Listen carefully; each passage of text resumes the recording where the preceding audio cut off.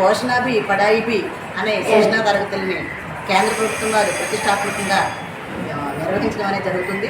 ఇందులో భాగంగా ప్రత్యేకించి నవచేతన ఆదర్శీల అనే వాటిని పోషణ పడాయి కింద మనకి పరిచయం చేయడం జరిగింది. నవచేతన అంటే 0 నుంచి 3 సంవత్సరాల వరకు పిల్లలకి ఇవ్వవలసిన ఆహారం, వాళ్ళ యొక్క పోషణకు సంబంధించి. అదేవిధంగా ఆదర్శీల అంటే 3 నుంచి 6 సంవత్సరాల యొక్క పిల్లలకి ఆటపాటలతోటి విద్యను అందించడం.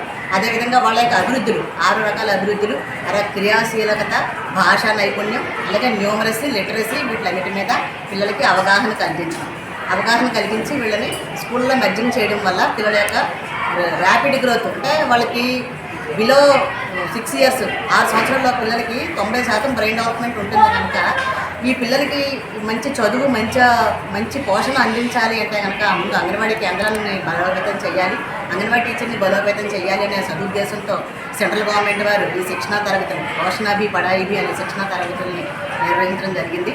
అందులో మొదటి స్పెల్ 3 రోజులు ఒక బ్యాచ్కి అనేది 20 నుంచి 22 వరకు కండక్ట్ చేయడం జరిగింది.